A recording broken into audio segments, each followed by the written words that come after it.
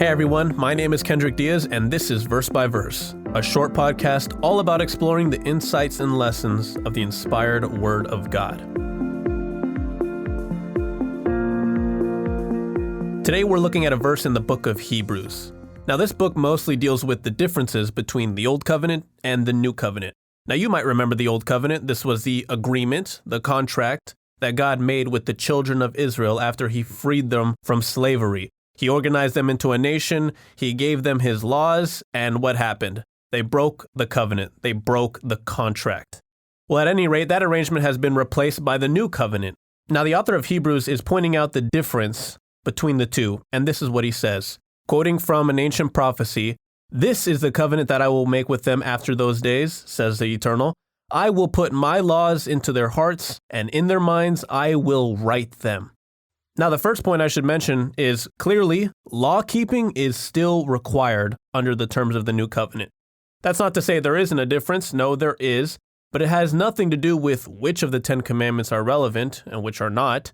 No, the change has everything to do with where the law is. Not what the law says or what it requires, but where the law is. See, when God made the covenant with the children of Israel, he gave them his commandments on tablets. Now, that was significant. God knew what he was doing. It summarized, or I should say it symbolized, how the Israelites as a whole viewed God's laws. They looked at his commandments as external obligations. They had no deep personal connection with them. God's laws were like a rigid checklist they had to follow, not because they wanted to, but because they had to. Now, the problem with that kind of obedience is that it's shallow. It's unsustainable. You eventually try and find shortcuts, or you only obey when people are looking. In other words, the problem is that obedience doesn't come from the heart. Now, all of us as human beings have that heart problem. We all naturally view God's law like that to one degree or another. But under the New Covenant, God promises something he never offered the children of Israel: a change from the inside out. Again, God says, I will put my laws into their hearts, and in their minds I will write them. Now let's use an analogy. Imagine you have a treasure chest, and that treasure chest represents everything you love, everything you cherish, everything you value, your desires, your aspirations, and so on. Well, under the New Covenant, it's as though God places his words, his laws, his commandments into your treasure chest. Now, if that were to happen, you wouldn't view his commandments the same way, would you? You wouldn't see them as burdensome or exhaustive or too hard or too restrictive. No, they would become internalized.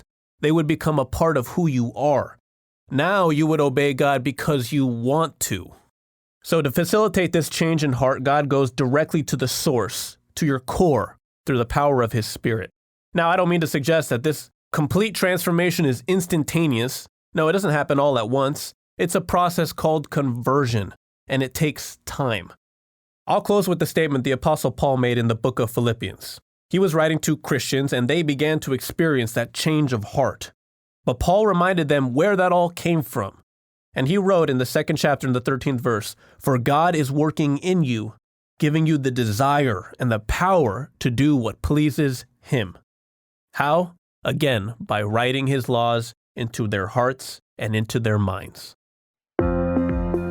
Verse by Verse is a companion podcast to the Daily Bible Verse blog, which you can find on the Life, Hope, and Truth Learning Center.